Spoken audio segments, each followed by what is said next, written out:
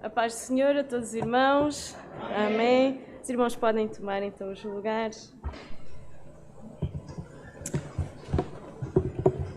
Irmãos, eu em primeiro lugar queria fazer uma ressalva aqui à nossa revista. Eu reparei, eu não coloquei bibliografia. Eu peço desculpa, irmãos, pelo erro. Esqueci de enviar a bibliografia. Está bem, irmãos, no final não tem a bibliografia. Ontem depois uma irmã veio-me questionar acerca de um livro e eu peço realmente perdão por isso. Alguma questão que os irmãos tenham também podem vir ter comigo e perguntar, porque de facto foi um erro. Os irmãos perdoam-me, não perdoam, irmãos? Ai, estava a ficar com medo agora. Ok, irmãos, então vamos continuar. Ontem nós não terminámos o ponto o obreiro e a sua espiritualidade. Eu não sei quantos irmãos não tiveram ontem, só para eu ter noção. Ok.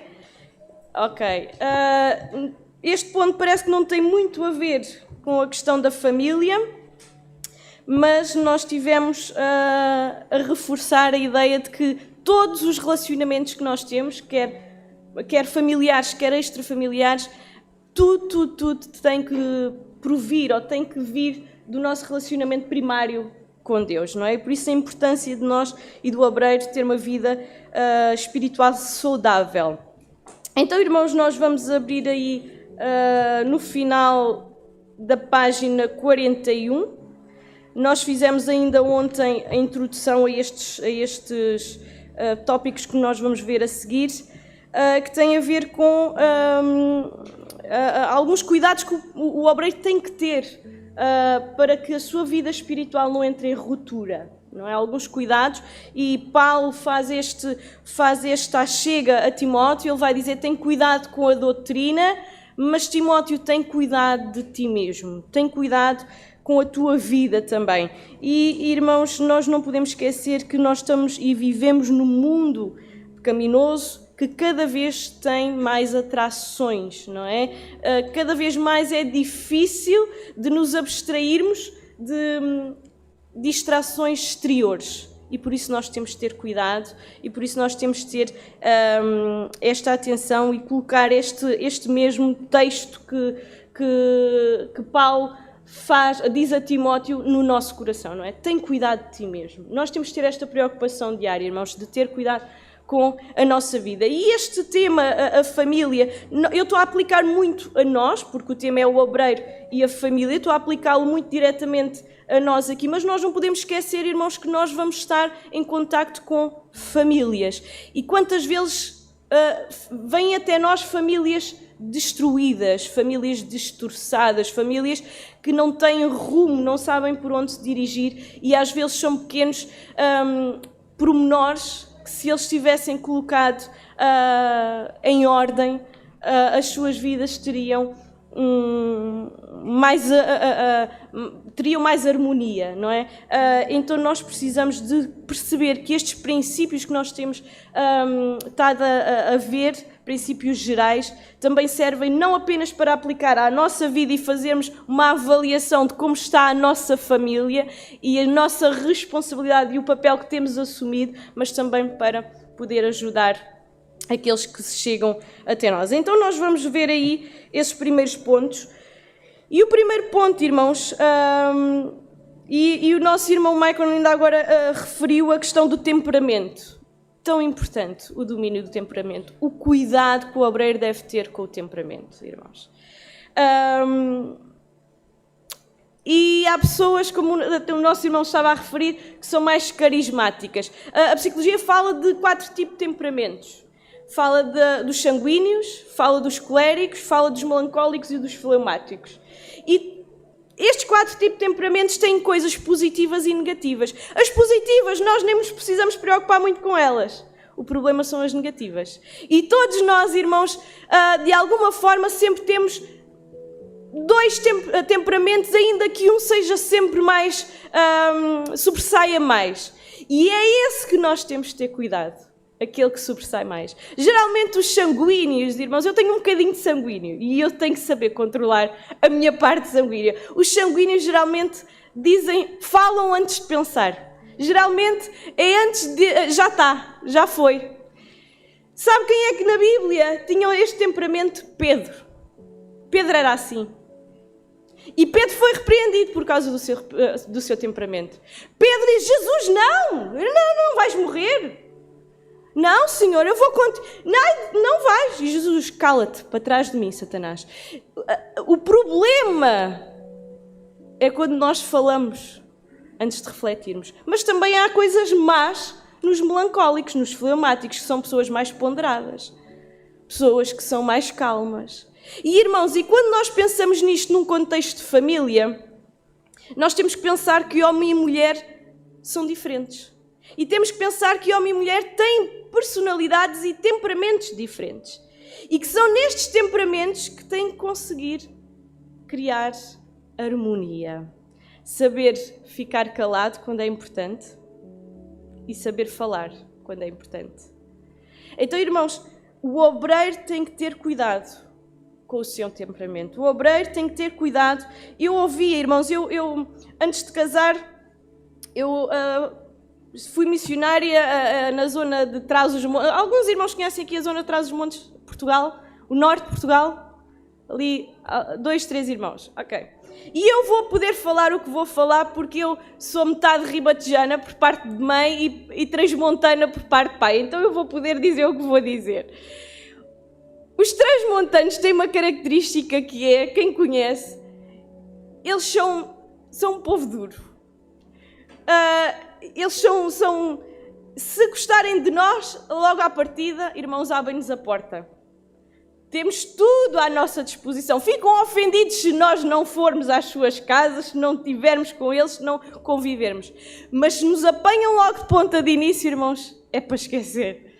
Eles fazem questão de nos mostrar que não gostam de nós. Isto é mesmo assim. Irmãos, e eu lembro-me quando eu estava ali, uma das coisas, isto acontecia, irmãos. O problema não era o povo, o problema era quando isto era na igreja. E os irmãos diziam isto. Eu sou assim, quem gosta, gosta, quem não gosta, gostasse. Paciência. É como aquela música brasileira. Eu nasci assim, eu sou sempre assim, não é? Irmãos, mas não é assim. Quando nós aceitamos Cristo, quando éramos assim, como o nosso irmão dizia, destrambulhados, agora já não podemos ser. Temos que ter o controle com o Espírito Santo. Por isso eu coloquei aí Gálatas 5:22, que fala do domínio próprio. Aquilo que o Espírito vai produzir em nós também é domínio do nosso temperamento. Sabermos ser temperados. Outras versões falam sermos temperados. É isto, saber dominar este impulso. Às vezes, o meu sogro costuma dizer, os irmãos conhecem, o meu sogro, o pastor Carlos Fontes, costuma dizer que às vezes temos um cavalo cá dentro, não é? O cavalo, e nós temos que saber, mas não é dos mansinhos, é dos selvagens. E nós temos que saber dominá-los às vezes. Nós temos que permitir que o Espírito Santo domine. E nisto, num contexto de família, irmãos, é muito importante também. Porque nós muitas vezes pensamos que é só para conviver com os desconhecidos. Ter a cara bonita em frente aos outros. E depois em casa, fechamos a porta e eles que se aguentem. E que levem com o cavalo. Mas nós temos que saber que na família nós também temos que ser moderados e temperados. E o obreiro tem que saber e tem que ter cuidado com o seu temperamento. Segundo, ou melhor, dentro deste ponto do temperamento, nós temos a questão da ira. Não é? Irai-vos e não pequeis, e não se ponham ao sol sobre a vossa ira. E isto é muito importante entre um marido e uma mulher, um marido e uma esposa. Principalmente quando passam o dia a discutir e depois vão se deitar de cara zangada, um para cada lado, e não trataram do problema e não trataram do assunto. Nós temos de ter cuidado, irmãos, de não deixar que a ira continue até ao dia seguinte, porque Satanás vai ser astuto e ele vai aproveitar a oportunidade para poder pôr a sua mão no meio do casal. Nós temos que ter cuidado, o obreiro tem que ter cuidado, as famílias têm que ter cuidado quando falam sem falar. Mas, irmãos, nós não podemos esquecer que há uma ira justa, podemos chamar ira justa. Jesus irou-se quando foi ao templo e viu que estavam a vender, estavam ali a fazer comércio no lugar de culto, no lugar de adoração, na casa do pai. Aquela ira era uma ira de revolta da situação, uma ira justa. Jesus não pecou ao fazer isto. Em tempo algum Jesus pecou. Há uma ira que nós sentimos por exemplo, um exemplo prático. Nós ouvimos uma notícia de alguém que violou uma criança. Tem que nos revoltar, irmãos. Tem que nos incomodar. O pecado tem que nos incomodar. Tem que nos irar contra o pecado. Mas não podemos pecar. Nós não podemos ter o desejo de fazer justiça pelas nossas mãos e ir lá encontrá-lo numa esquina e fazer nós justiça, não é, irmãos? É diferente. Há uma ira que realmente é justa, mas não podemos deixar que a ira que cria raízes cá dentro, de amargura, ela continue e crie separação entre o casal. Então a família, principalmente o homem, a mulher e os pais com os filhos com os pais, precisam ter esta noção que a ira pode trazer problemas e ruptura também nos relacionamentos. Cuidado com o tipo de linguagem. Tito 2,8, o irmão pode colocar aí, Tito 2,8 diz: linguagem sã e irrepreensível, para que o adversário se envergonhe, não tendo nenhum mal que dizer de vós. Que a nossa linguagem seja sã. Quantos de nós temos o hábito de elogiar os de casa? Criticar? Se calhar somos os primeiros. Encontrar os erros? Somos os primeiros. Mas ter a oportunidade de dizer: olha, obrigada, fizeste isto, fez toda a diferença. Obrigada pela ajuda que deste. Hoje foste tão atencioso, hoje foste tão prestável. Isto edifica, irmãos.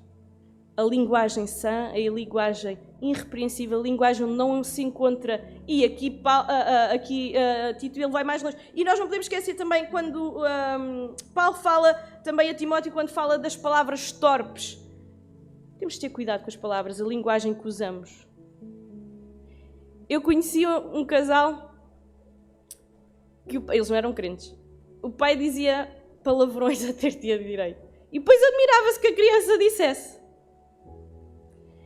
Admirava-se que o miúdo tivesse as mesmas atitudes que o pai tinha. Se nós queremos que os nossos filhos tenham boas palavras, saibam ter palavras e linguagens irrepreensíveis, tem que começar em casa, irmãos. Eles têm que começar a entender que elogiar também é algo que é agradável. Também é algo que deve ser fruto no meio familiar. E é muito importante. Isto tem que começar com o exemplo dos pais. Cuidado, obreiro. Cuidado com o orgulho e a arrogância. Ainda há pouco estávamos a falar, o irmão estava a falar disto. O orgulho e a arrogância, a soberba procede a destruição, diz Provérbios. A altivez de coração procede a queda. E há um grande perigo entre os obreiros da arrogância vir, da soberba vir, a altivez de coração. E nós precisamos deste cuidado a ter. Jesus, quando foi tentado no deserto, uma das coisas que Satanás fez foi tentar que Jesus se orgulhasse. Ofereço-te todos os reinos. Ofereço-te, podes ser dono de tudo isto. Para que o orgulho pudesse vir ao de cima. Mas uma coisa interessante da tentação, Jesus conhecia muito bem as Escrituras e ele sempre se defendeu, mas está escrito. E nós precisamos estar revestidos da palavra de Deus, irmãos, para poder dizer, mas está escrito, na hora da tentação, irmãos. Satanás sabia, ele não foi logo com orgulho a Jesus. Ele não começou a oferecer-lhe os reinos da terra. Ele começou pela necessidade.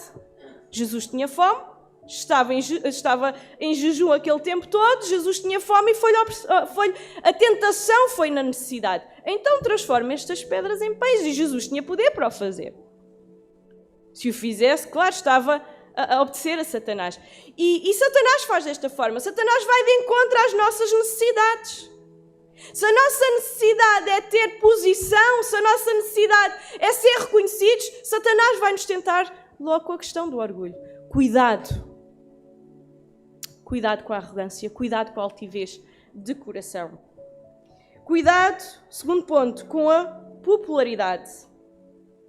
E vai de encontro um bocadinho ao que nós temos aqui. 1 Coríntios 15, 10. Mas pela graça de Deus sou o que sou, e a sua graça para comigo não foi vã. Antes, trabalhei muito mais do que todos eles, todavia, não eu, mas a graça de Deus que está comigo. Esta deve ser o nosso lema como obreiros, irmãos. É a graça do Senhor. Se fazemos o que fazemos, é pela graça do Senhor. Não temos qualquer mérito, não temos qualquer... porque em nós mesmos nada somos. O Senhor, Ele tem feito de nós e tem-nos dado esta capacidade, como já temos estado a ouvir e também, e tem sido uma bênção ouvir os nossos irmãos também. Paulo foi um exemplo de alguém que soube lidar com o sucesso. Paulo sabia ter muito, mas Paulo sabia também ter pouco. Paulo sabia estar no topo, ser elogiado, mas Paulo também sabia, quando era humilhado, quando era maltratado, ele sabia estar nesta posição. Ele, em tempo algum, se considerou que era na sua força que fazia o que fazia. Ele sabia, é a graça do meu Deus, é a graça do meu Senhor a cada dia. E tem que ser assim, irmãos, cuidado com a popularidade, cuidado também com a autossuficiência. Eu posso, eu consigo, eu sou capaz. Eu fui o implantador de igreja, eu fui capaz. Fui eu que evangelizei esta pessoa tão influente neste lugar. Se não fosse eu acho que Jesus nem sabia o que fazer, se não fosse eu. Cuidado com a autossuficiência, cuidado com esta noção de que conseguimos. Lucas diz, assim também vocês, quando tiverem feito tudo o que for ordenado, devem dizer, somos servos inúteis, apenas cumprimos o nosso dever. Apenas cumprimos aquilo que nos está proposto para fazer. Cuidado com as finanças. E isto, agora vamos mais para o seio familiar, porque envolve a família. Quando o obreiro não sabe ter controle das suas finanças, quando quer ter mais do que pode, quando olha para o outro e acha que realmente podia ter o mesmo que o outro tem, que é só pelo facto de, olha, estou a servir a Deus e não tenho o dinheiro que poderia ter, então começa a endividar-se. Cuidado com as finanças. Temos aqui estes dois pontos dentro das finanças, as dívidas e depois também o cuidado para não ter as mesmas expectativas que a sociedade consumista tem. Eles querem sempre mais, irmãos. Saiu um carro novo, eles adquirem, trabalham, conseguiram. Mas passado uns anos, já está velho, já está desatualizado, já tem coisas que já automóveis com coisas novas. Um telemóvel.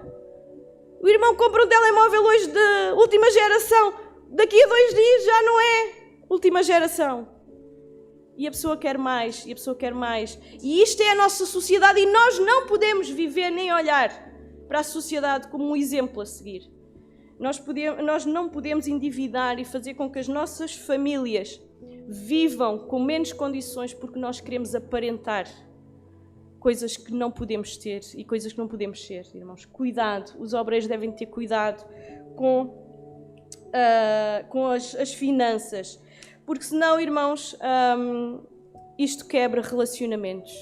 A mulher vai começar... A mulher, estou a dizer mulher porque estamos a falar do obreiro, mas às vezes as mulheres são as que gostam mais de ir às compras, não é? As que gostam mais de ir ao shopping. E nós temos que saber que há um... Já ouvi um murmurinho. Irmã... E nós precisamos saber que os dois, o casal, tem que saber lidar com as contas para que não haja depois problemas. Jesus dizia, não andeis ansiosos por coisa alguma. Não veem os pássaros. Eles não trabalham, eles não precisam de trabalhar. Deus cuida deles. Nada lhes falta. Não veem os lírios do campo, nem mesmo Salomão que teve todas as riquezas. se vestiu como eles. Estão ansiosos porquê? Busquem o reino dos céus. Todas as outras coisas o Senhor vai acrescentar. Todas as outras coisas o Senhor vai cuidar. Cuidado com o entretenimento. Eu queria que colocasse, irmão, este texto especificamente tem a ver com os olhos, e eu coloquei aqui no entretenimento, mas o entretenimento não tem só a ver com coisas que nós vemos, mas eu coloquei e nós já vamos lá para entender. A cadeia do corpo são os olhos, de sorte que se os teus olhos forem bons, todo o teu corpo terá luz. Ainda ao verso seguinte: se porém os teus olhos forem maus, o teu corpo será tenebroso. Se portanto a luz que em ti há são trevas, quão grandes serão tais trevas. E eu coloquei este texto porque eu pensei também, irmãos, o cuidado que nós devemos ter com a televisão, a internet. Tão fácil, à distância de um clique, e nós podemos entrar em coisas tenebrosas. À distância de um carregar de comando, e agora temos acesso a 1001 canais, não é, na televisão. Vamos a passar? Olha que interessante. É só parar aqui para ver o que é. Não me vai afetar, não me vai prejudicar. É só um bocadinho, é só por curiosidade. E a curiosidade começa a aumentar. E Satanás começa a esfregar as mãos. Começa a ficar contente do nosso entusiasmo. As séries que nós vemos, irmãos, há séries terríveis. Nós nem as precisamos de ver, basta passar na publicidade e nós já entendemos como é que elas são. Basta o título, muitas vezes. Filmes tremendos. E que nós pensamos, mas só tem ali uma situação de homossexualidade, também não faz mal, eu já sei que isto é agora comum. Irmãos, e isto vai mudando a mentalidade, principalmente nos mais novos. Talvez na geração do nosso irmão Josué isto não fosse um problema tão grande, mas cada vez mais... Já estou a chamá-lo de bem, não, peço desculpa. Mas... Mas na geração mais atual... Graças a Deus, irmãos, por essas alturas. Principalmente nessa área ligada à questão da comunicação. Vivíamos no planeta da comunicação. Tínhamos os problemas, mas problema mais de relacionamento. Exatamente, é verdade. Mas a influência da comunicação do mundo externo era muito menor, sem dúvida. E... É verdade, o nosso irmão estava a dizer que havia menos apelos externos do que há hoje em dia. E os jovens hoje em dia, e os obreiros jovens, têm que ter cuidado com estes apelos. Porque o entretenimento, irmãos, rouba-nos tempo.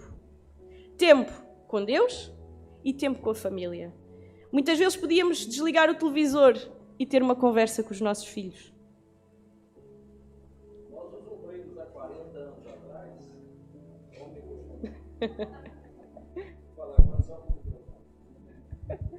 Nós, os obreiros, há 40 anos atrás, no caso eu que estou com 40 anos cuidando de igreja, 40 anos cuidando de igreja.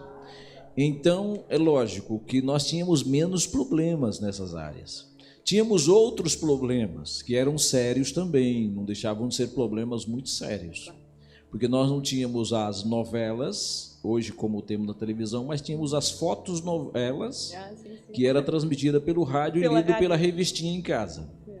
Era um problema. Nós tínhamos os problemas da época, que eram difíceis também, não deixava de levar os nossos jovens, de levar os casais mais livianos, né?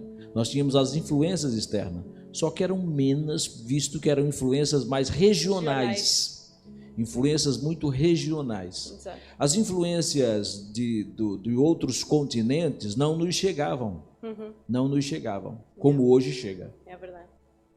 Okay. E tem vindo muita podridão, irmãos. Tem vindo muita podridão de outros lados, não é? E nós temos que saber que os nossos olhos podem ser um perigo para a nossa vida espiritual. Podem ser uma bênção se nós nos debruçarmos em coisas boas, mas também pode ser um perigo. E eu pus aí também jogos de computador, porque hoje em dia, cada vez mais os jovens é isto. Eu lembro-me, irmãos, eu tenho que ser rápido, porque nem entrei no tema de hoje. Eu lembro-me de um jovem que eu conheci, Sempre que eu o via num contexto de seminário, eu disse logo ao meu marido, este não vai durar muito tempo no ministério. Este aqui não vai estar muito tempo.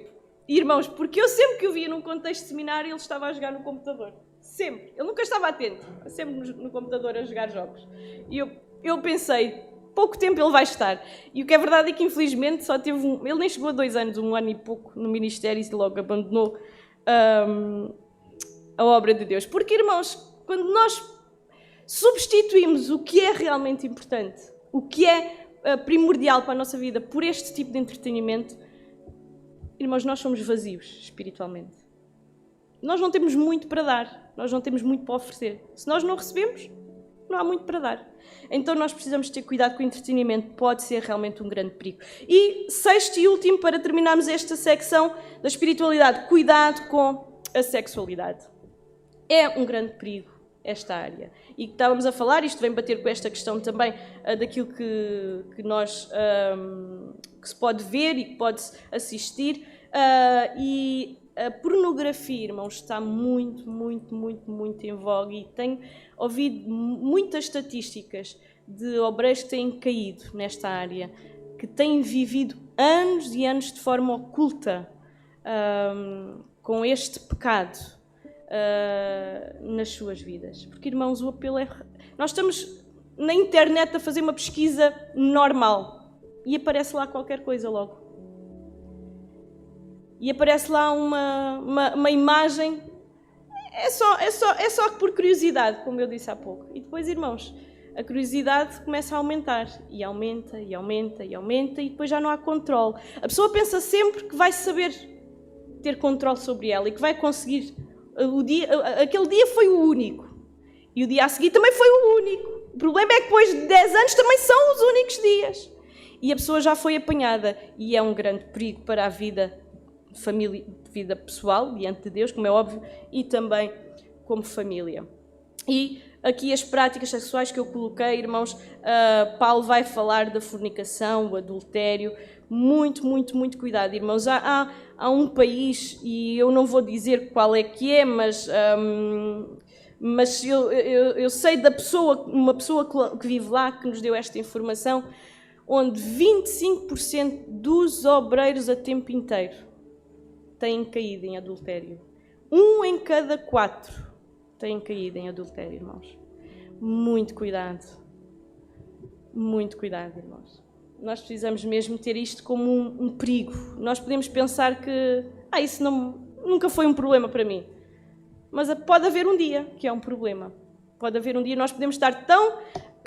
A palavra de Deus diz, quem cuida estar de pé, olhe, não caia. Pode haver um dia. E nós precisamos ter estes assuntos como assuntos preocupantes na nossa vida, irmãos. Então vamos entrar no segundo ponto, neste ponto, o obreiro e a sua influência, ou a influência que ele pode ter na família. Já tendo isto como base, que agora ele é um homem espiritual, um homem que busca a Deus, não é um homem, uma mulher que busca a Deus, nós agora vamos então entrar nesta parte da forma que ele pode ser também uma influência positiva para a sua família. Este escritor, jurista, Edward Coke, ele é um político inglês, no século XVI, ele disse assim: o lar do homem é o seu castelo. E é assim que deve ser com a sua rainha, com os seus príncipes e princesas, mas ele precisa de trabalhar para que o seu castelo se mantenha.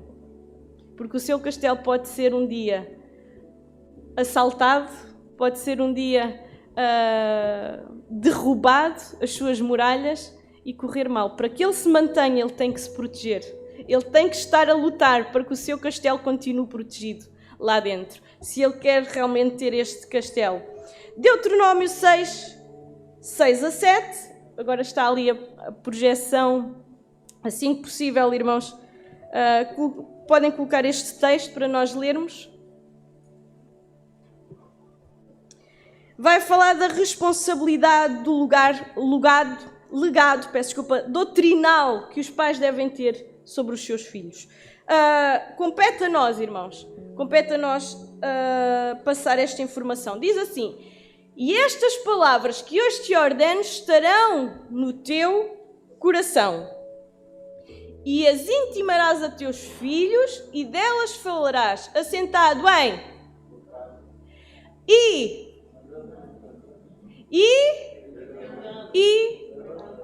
Então sempre. Em hebraico eles tinham esta particularidade de fazer estes paralelismos para falar da totalidade. Quando eles diziam andando e sentando, estava a falar da totalidade, sempre. Quando ele dizia deitando-se, levantando, andando pelo caminho, na tua casa, etc., ele está a falar de sempre. Então tu deves ensinar as palavras desta lei aos teus filhos sempre. Na tua casa, quando estás no caminho, quando estás andando, quando estás a deitar-te, quando estás a levantar-te. Tu tens esta responsabilidade na tua casa. Irmãos, nós não podemos estar à espera que seja o governo, que seja o Estado a doutrinar os nossos filhos. Porque sabe o que eles vão fazer? Tudo contrário aos princípios bíblicos é que eles vão aprender. Tudo o que é contrário à palavra de Deus é aquilo que eles vão aprender. Então, irmãos, nós temos que ter esta responsabilidade que na família o obreiro deve ser uma influência constante. E quando eu falo que o obreiro deve falar de Deus na sua casa, que deve ser algo cotidiano, irmãos, eu não estou a dizer que é Deus te abençoe, meu filho. Estás a passar por uma aflição, Deus te abençoe. Já falei de Deus. À hora da refeição, vamos orar. Já falei de Deus. Não é isto que estamos a falar aqui em Deuteronômio. Estamos a falar que quando a esposa vem cansada, vem com uma frustração qualquer, que ao marido aquilo nem era um problema. Se isso acontecesse comigo, passava. Mas para ela é. O marido poder se sentar com ela e dizer, vamos orar. Eu não entendo o que tu estás a passar, mas vamos orar. Vamos orar juntos. Quando os filhos vêm da escola e houve uma situação lá qualquer e nós, em vez de respondermos, isso é coisa de crianças, nós podemos sentar os nossos filhos e dizer, olha, vamos ver o que é que a palavra de Deus fala sobre isso. Vamos procurar o que é que a Bíblia diz acerca deste assunto para acalmar o teu coração. Vamos nos sentar e vamos orar juntos. Vou orar contigo. É isto que fala Deuteronômio. Ensinar a doutrina, ensinar os caminhos, ensinar quando nos levantamos, quando nos deitamos. É ter Deus na nossa casa cotidianamente, irmãos. É ter Deus nas nossas famílias. Porque, irmãos, nós podemos ter famílias de cristãos, mas que não são cristãs. Veja aí, nós já vamos a essa declaração de Moody, mas vamos aí nessa parte onde diz, no entanto, importa lembrar que uma família de cristãos não é necessariamente uma família cristã. Os irmãos podem ficar agora a perguntar como assim? Porque nós podemos ser cristãos, mas não viver esse cristianismo na nossa casa. É o cristianismo do domingo. É o cristianismo do culto de semana. Mas fecha-se a porta e nós estamos em casa com a nossa família, fazemos as nossas coisas e Deus não entra. E isto é realmente aquilo que Deus nos apela a fazer, trazê-lo para dentro das nossas casas, trazê-lo para as nossas famílias. Moody disse, o homem deve viver de maneira que todos saibam que é cristão. Acima de tudo, a sua família deve saber. A sua família deve perceber. Quantos são uma coisa na igreja e são outra em casa? E os filhos começam a ver a incoerência. Tão espiritual lá na igreja? E aqui é só assim que nos trata? Não tem uma palavra de apreço aos irmãos quando estão em baixo e quando nós estamos em baixo não quer saber do que nós estamos a sentir? Então, irmãos, nós temos de ter Cristo na nossa vida para que a nossa família não seja constituída de cristãos, mas que seja uma família de cristãos, uma família cristã, se é que é, irmãos, peço desculpa. Seja uma família constituída de cristãos, mas que seja uma família cristã, verdadeiramente cristã. Numa família cristã, a prática do culto doméstico deve ser regular. E isto tem que ser ressuscitado nas nossas casas. No passado era algo que era mais feito, fazia-se mais. Hoje em dia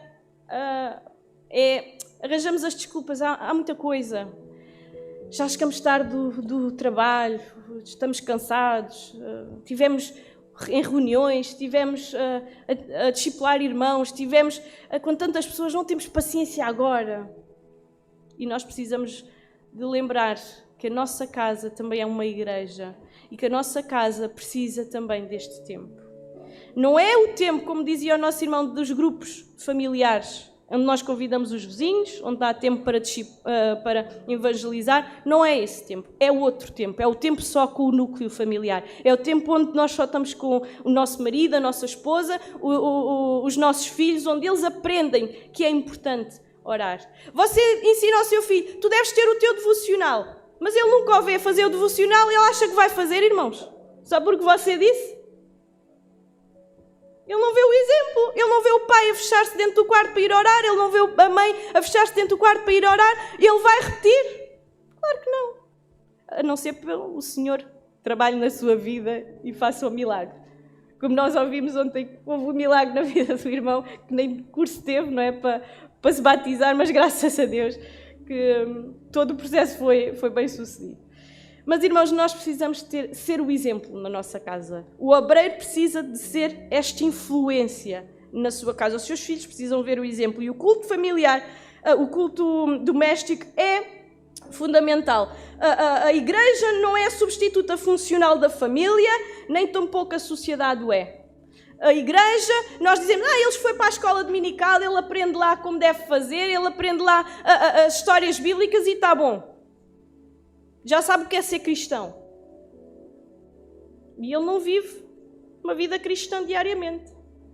Porque não vê o exemplo de alguém mais crescido que devia fazê-lo. E que ele devia repetir. Porque as crianças aprendem pela repetição. Aprendem pelo exemplo. E nós precisamos de ser esse exemplo na nossa casa. E eu agora, irmãos, coloquei aí, é só uma forma prática, os irmãos também saberão e sabem fazer um culto doméstico, mas é só para, de uma forma prática, o que é um culto doméstico, como é que devemos fazê-lo. É importante planear o quê, onde e quando se faz o culto doméstico, o quê. Claro, temos que ter a palavra de Deus, a oração deve incluir, é bom também termos cânticos, onde, irmãos, um lugar onde não haja distrações. Os nossos telemóveis não podem cortar aquele tempo. Temos que saber que aquele momento é o momento de desligar, de ficar afastado de todas as distrações, de ficar consciente que aquele momento é só para Deus, com a família, quando o ideal, obviamente, era que acontecesse diariamente. Idealmente. Infelizmente sabemos que a correria do dia-a-dia nem sempre é possível, mas devemos nos esforçar para tal. E os princípios que regem o culto são a brevidade. Não precisamos fazer um culto de 1h30, irmãos. Não é para fazer um culto de 1h30 na nossa casa. Até porque se há crianças pequenas, elas vão ficar irrequietas e vão acabar por criar instabilidade e nem os pais conseguem depois controlá-las e já não há momentos de oração e já não há momentos sérios porque a criança não está quieta. Então, convém que seja uma coisa concisa, com conteúdo, alimento, mas que não precisa de ser muito tempo, não é? Em que a criança sente que realmente foi proveitoso, foi um bom tempo, mas que não foi muito tempo. Precisamos ter esta noção, porque senão vamos desanimar e já não conseguimos ir ao segundo ponto, que é a persistência. Porque vamos dizer, não, isto amanhã vai ser igual. Ele amanhã vai estar inquieto outra vez, vem cansado, isto não vamos conseguir. E já não vamos persistir. Então precisamos ser persistentes e saber que isto é realmente fundamental e não arranjar sempre desculpas das vidas ocupadas. E por fim, esperança. Esperança porquê? Irmãos, porque é nesta esperança, neste tempo que nós queremos acreditar que Deus vai fazer grandes coisas como família, como membros, um tempo onde Deus vai trazer à família unidade, amor, vai trazer confiança. Onde eles sabem, onde os filhos sabem, este é o tempo onde o meu pai vai orar por mim, por aquela situação tão complicada que eu estou a passar e que para o pai aquilo não lhe diz nada, não é problema sequer, mas para a criança é um grande problema. E nós temos que entender que cada um tem as suas complicações. Deuteronômio 20, 25. Próximo ponto. Deuteronômio 6, 20 a 25.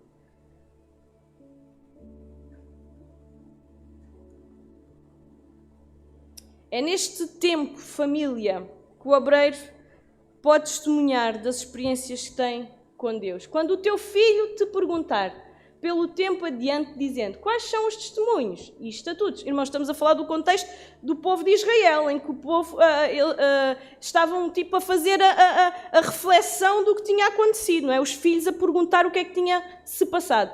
Então é este contexto. Quais são os testemunhos e estatutos e juízos que o Senhor nosso Deus vos ordenou? Então dirás a teu filho, éramos servos de Faraó no Egito, porém o Senhor nos tirou da mão forte do Egito. E o Senhor fez sinais grandes e penosas maravilhas no Egito. A Faraó e a toda a sua casa aos nossos olhos. E dali nos tirou para nos levar e nos dar a terra que jurara a nossos pais. E o Senhor nos ordenou que fizéssemos todos estes estatutos para temermos ao Senhor nosso Deus, para o nosso perpétuo bem, para nos guardar em vida, como no dia de hoje. Por fim, e será para nós justiça, quando tivermos cuidado de fazer todos estes mandamentos perante o Senhor, nosso Deus, como nos tem ordenado. Então estamos a ver aqui uma conversa de pais e filhos, onde os filhos questionam, então o que é que vos foi ordenado? O que é que aconteceu? Como é que se passou? Quais foram os mandamentos que Deus vos deu?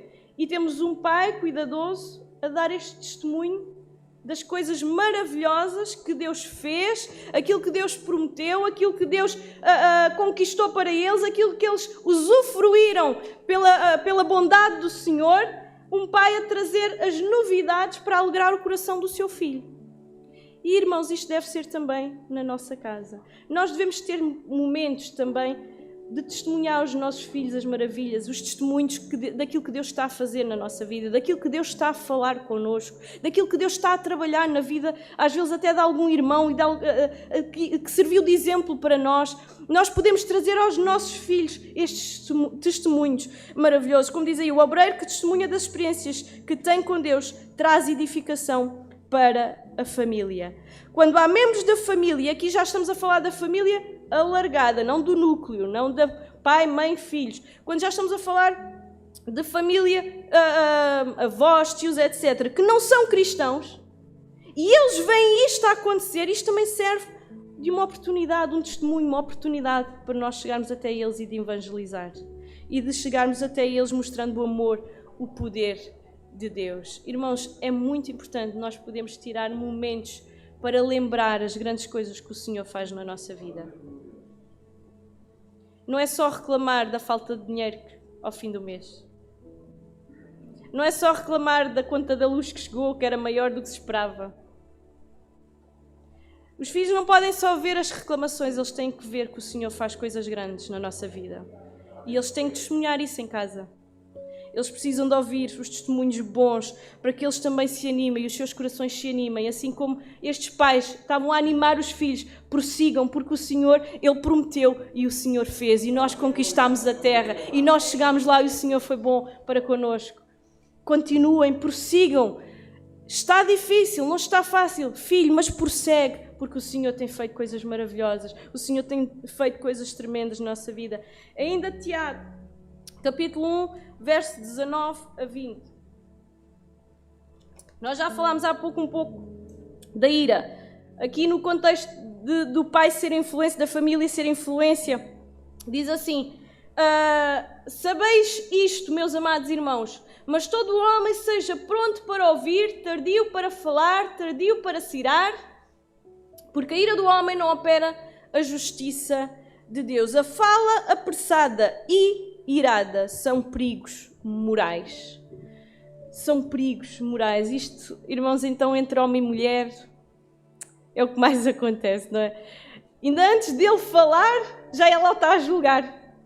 Ainda antes dele explicar, já ela está a condenar. E assim acontece ao contrário. Mas eu só comprei mais uma camisola porque... E ele, mas... a ira, a ira apressada, a fala apressada, irmãos, é um perigo tão grande no seio familiar. A criança, irmãos, isto já me aconteceu, e eu confesso e pedi para o Senhor, a criança faz uma coisa e eu tenho gêmeas, irmãos, isto acontece algumas vezes, que eu culpo uma pelo que a outra fez, e depois ela, coitadinha, fica ali a chorar, oh mamãe, mas não fui eu, não me deixaste falar. Pronto, não se justificou antes, e depois que foi acusada de forma injusta, porque nós temos esta tendência a falar, a irar-nos antes. Nós temos de ter cuidado, irmãos. Nós temos de ter cuidado porque isto destrói famílias, destrói lares. Filhos ficam frustrados com os pais e vivem com rancor muitas vezes dos pais, porque os pais não souberam ouvir, porque o pai não foi justo, porque o pai não foi correto naquele momento. E nós precisamos ter cuidado com a ira apressada, com a fala apressada. Tiago anima os cristãos a saber ouvir antes de falar. Provérbios também reforça esta ideia, lembrando que a resposta calma desvia o furor, mas a palavra ríspida desperta a ira. Eu lembro-me de um episódio, sempre que eu leio este texto, lembro-me deste episódio, irmãos. Quando estava ainda lá em Trás-os-Montes, eu tinha estacionado o meu carro em frente à casa de uma senhora, no passeio, mas foi em frente à porta da casa de uma senhora, e aquilo devia ser já algo que era regular, as pessoas estacionarem ali, e ela ficava realmente muito chateada com aquela situação. E eu estava ali a viver há pouco tempo, ela ainda não me conhecia muito bem, estava ali há uma semana, 2 semanas, e quando eu saio, eu ia para o meu carro e ouço a senhora a gritar no meio da rua, muito furiosa, e eu percebi que era por causa do meu carro, e fui ter com ela, e ela começa a disparatar sem eu poder falar, ela começa a gritar, e eu falei-lhe de uma forma muito calma, eu falei-lhe: olha, eu peço desculpa, eu nem sequer sabia que aqui não se podia estacionar, quer dizer, estava aqui todos os carros e nem sequer sabia. E a senhora ficou tão atrapalhada, mas tão atrapalhada, que eu vi o exemplo deste versículo de uma forma prática. Quando nós falamos para alguém que está completamente furioso, de uma forma calma, até o furor se vai, até a fúria passa.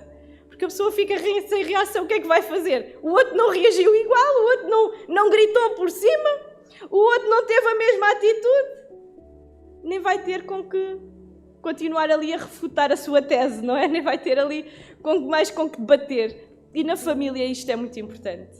Sabermos ficar calados e calmos quando o outro está um bocadinho mais eufórico do que o normal. Nós precisamos de saber parar, saber acalmar, para que esta fúria possa se afastar e possa desaparecer. Colossenses 3:14, eu escrevi aí: acima de tudo, porém, eu deixei para fim, irmãos, porque acho que este é o resumo tanto da vida do cristão como da vida de um casal, não é? Acima de tudo, porém, revistam-se do amor, que é o elo da perfeição. Revistam-se do amor. E amor, irmãos, na Bíblia, não é um sentimento. Porque os sentimentos... não é uma emoção, porque as emoções desaparecem. Paixão é uma emoção. E às vezes as paixões desaparecem.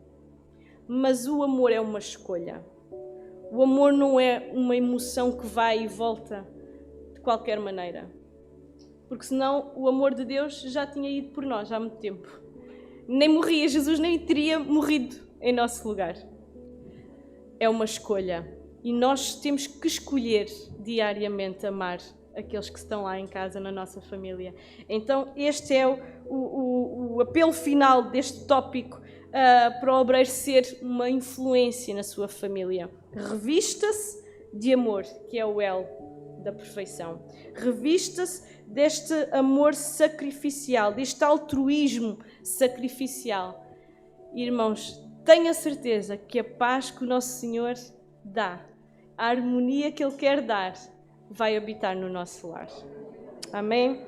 Então, irmãos, iremos continuar depois na próxima aula iremos entrar mais especificamente, e agora sim estamos a afunilar, os irmãos estão-se a perceber, estamos a afunilar no tema, e agora vamos entrar depois então de uma forma mais específica em cada membro da família. Eu depois os irmãos vão me permitir, eu vou pregar para as mulheres e vou pregar para os homens. Os irmãos permitem, não só ensinar, mas vou pregar. Irmãos, porque nós precisamos realmente mudar muitas atitudes que nós muitas vezes temos, que têm sido a arma que Satanás tem usado para destruir famílias e para destruir lares. Então Deus ricamente abençoe.